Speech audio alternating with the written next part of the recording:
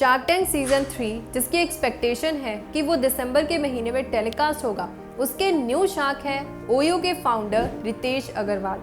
कैसे रितेश अग्रवाल, जो कि एक समय में सिम कार्ड सेल करते थे, ट्रैवलिंग करते थे, आज उन्होंने $2.7 बिलियन की कंपनी खड़ी कर दी है। कौन सी मार्केटिंग स्ट्रैटेजीज का उन्होंने इस्तेमाल किया, ऐसे कौन से बिजनेस लेसन्स हैं जो कि हम इससे सीख सकते हैं, और लास्टली कैसे ओयो कम्पीट कर पा रहा है एयरबीएनबी से, जानेंगे आज इस वीडियो में। तो वीडियो को शुरू करते हैं। सबसे पहले हम समझते हैं कि कैसे एक सिम कार्ड को सेल करने वाले रितेश अग्रवाल आज 80 सिटीज में 14,000 ओयो रूम्स को कंट्रोल कर रहे हैं। एक्चुअल में ना इनका जन्म मारवाड़ी फैमिली में होता है, उड़ीसा में, जहाँ पर उनकी फैमिली एक ना छोटी सी शॉप को रन करती है। फिर उसके बाद उनकी जो लाइफ जर्नी थी वो हम सब लोगों की तरह थी। पहले स्कूलिंग करना, फिर 13 की एज में सिम कार्ड्स को सेल करना, फिर 2011 में वो अपनी कॉलेज स्टडीज़ के लिए दिल्ली शिफ्ट कर जाते हैं। अब यहाँ पर आता है उनकी लाइफ का सबसे बड़ा टर्निंग पॉइंट, क्योंकि कॉलेज के दिनों में उनको ट्रैवलिंग करने का काफ़ी ज़्यादा शौक था, इसलिए ना वो काफ़ी अलग अलग होटल्स में जाते रहते थे।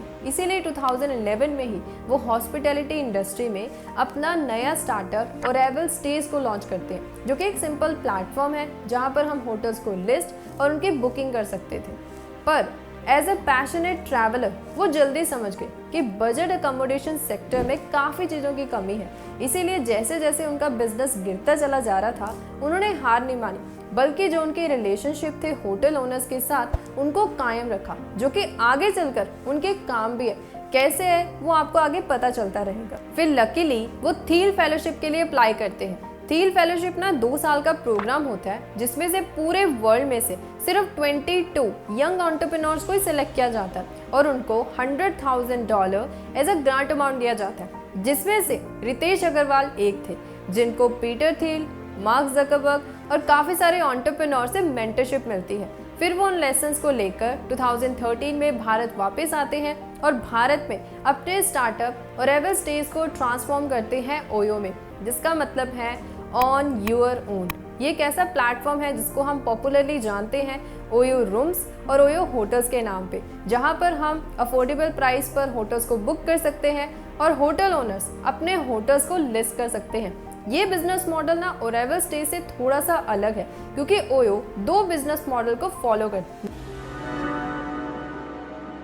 Number 1, aggregator. ये बिजनेस मॉडल ना अभी कंपनी फॉलो नहीं करती। इसमें एक्चुअल में था कि कंपनी पहले होटल ओनर से उनके सारे रूम को पूरे साल के लिए हैवी डिस्काउंट पर बुक करके रख लेती थी, फिर उनको अफोर्डेबल प्राइस पर लिस्ट करके हम सब कस्टमर को प्रोवाइड करती। बट यहाँ पर दिक्कत ये आती थी कि कंपनी का प्रॉफिट से ज़्यादा नुकसान ज़्यादा होता था, जैसे कि हाई कैश बर्न, और यहाँ पर कंपनी नॉन ब्रांडेड होटल्स के साथ डील कर रही थी, इसलिए प्रोफेशनलिज्म की कमी आती। इसलिए 2018 में कंपनी स्विच कर जाती है अपने सेकेंड बिजनेस मॉडल में, जो कि है फ्रेंचाइजी। इसमें कंपनी होटल ओनर से उनके रूम्स को लीज पे नहीं लेती, बल्कि उनके साथ पार्टनरशिप करती और उनको ट्रेन करती कि किस तरीके से कस्टमर को सर्विस मिलनी चाहिए, कैसे रूम का इंटीरियर होना चाहिए, ये सब चीज़ों का ध्यान रखना होता था। और इन रिटर्न होटल ओनर्स को अपने होटल को रीब्रांड करना होता है ओयो के नाम से, और साथ ही ओयो उनसे पर मंथ 22% कमीशन चार्ज करता है। आज ओयो अपनी सर्विसेज सिर्फ भारत में नहीं बल्कि 35 कंट्रीज और 5000 सिटीज पे प्रोवाइड कर रहा है, जिसमें यूएई, मलेशिया, इंडोनेशिया और चाइना तक शामिल है। जिसके पीछे ना 3 काफ़ी इंटरेस्टिंग मार्केटिंग स्ट्रैटेजीज हैं। Number 1, blue ocean strategy. इसका मतलब ये है कि कंपनी ऐसे मार्केट स्पेस में काम कर रही है या फिर क्रिएट कर रही है जहाँ पर कंपटीशन काफ़ी ज़्यादा कम है। उसके लिए ना ओयो 4 पैरामीटर्स को ध्यान में रखता है। नंबर 1, स्टैंडर्ड होटल का इम्प्रूव करना। नंबर 2, एलिमिनेट करना फैंसी एस्पेक्ट 3 स्टार और 4 स्टार होटल का। नॉन ब्रांडेड होटल्स को अपने नाम की ब्रांडिंग करके उनके एस्पेक्ट को इम्प्रूव करना। नंबर 3, रिड्यूस करना प्राइस पर रूम। नंबर 4, हम सब कस्टमर्स के लिए वैल्यू क्रिएट करना। सेकेंड है डिजिटल मार्केटिंग।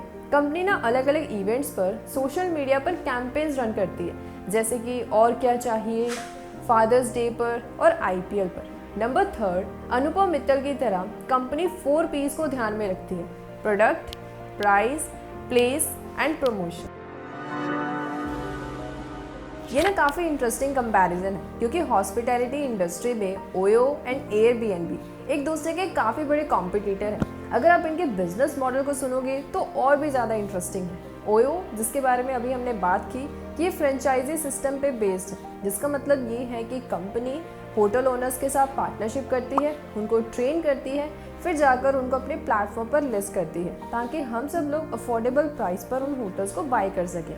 अभी तक कंपनी ने अपनी सर्विसेज एक्सटेंड की है होटल्स के साथ साथ रिजॉर्ट एंड वेकेशन होम तक। वहीं पर एयरबीएनबी का मतलब होता है एयर, बेड एंड ब्रेकफास्ट। ये कंपनी का जो बिजनेस मॉडल है ना, वो शेयरिंग इकोनॉमी पे बेस्ड है, जिसमें सिर्फ होटल्स नहीं बल्कि मान लो आपके घर में कोई स्पेयर रूम पड़ा है या फिर घर खाली पड़ा है, उसको आप रेंट के लिए इस प्लेटफॉर्म पर लिस्ट कर सकते हो। सबसे इंटरेस्टिंग चीज़ तो यहाँ पर ये आती है कि प्राइसिंग आप खुद डिसाइड करोगे, ना कि कंपनी डिसाइड करेगी। सो ये ना एक काफ़ी इनोवेटिव मॉडल है। अगर आप इनकी वेबसाइट पर जाकर रिजर्वेशन करोगे, आप नोटिस करना कि आपको 32 आवर्स तक का वेट करना पड़ेगा, क्योंकि कंपनी सबसे पहले घर के होस्ट को रिक्वेस्ट भेजती है जिसको वो एक्सेप्ट या डिनाई कर सकता है। एक्सेप्टेंस के बाद ही जाकर आपके उस घर में रिजर्वेशन होती है। इंटरेस्टिंग सेकंड पॉइंट यहाँ पर ये है कि आप उस घर में 90 डेज से ज़्यादा नहीं रह सकते। नाउ सेकंड फैक्टर है अफोर्डेबिलिटी। अगर आप इनके चार्जेस को ध्यान से सुनो, ओयो चार्ज करता है 22% कमीशन, वहीं पर एयरबीएनबी चार्ज करता है 2 से 3% होस्ट से और 6 से 12% हम सब आम कस्टमर से। अब तो ऐसे ही लगेगा कि ओयो थोड़ा सा एक्सपेंसिव होगा, एयरबीएनबी कम होगा, बट एक्चुअल में अगर हम इनकी वेबसाइट पर जाकर प्राइजेस को कंपेयर करेंगे तो वहाँ पर साफ साफ पता लग रहा है कि ओयो काफ़ी ज़्यादा अफोर्डेबल है एयरबीएनबी के कंपैरेटिव। ना नंबर थर्ड इंपॉर्टेंट पैरामीटर है कस्टमर रिलेशनशिप मैनेजमेंट। ये ना एक ऐसा टूल है जिसकी हेल्प से company sales opportunities, service issue और मार्केटिंग कैंपेन्स कब करना है उसके बारे में पता लगाती है। इसमें ओयो यूज़ करता है ब्लू शिफ्ट CRM, जिसकी वजह से कंपनी आज मार्केट लीडर है कस्टमर एंगेजमेंट में। वहीं पर एयरबीएनबी यूज़ करता है ट्विलियो, जिसकी हेल्प से ना वो होम के ओनर्स के साथ अपने कनेक्शन को बिल्ड करके रखता है। तो आज इस वीडियो में इतना ही। सोर्सेज का लिंक आप सब लोगों को डिस्क्रिप्शन बॉक्स में मिल जाएगा। Till then thank you, bye bye.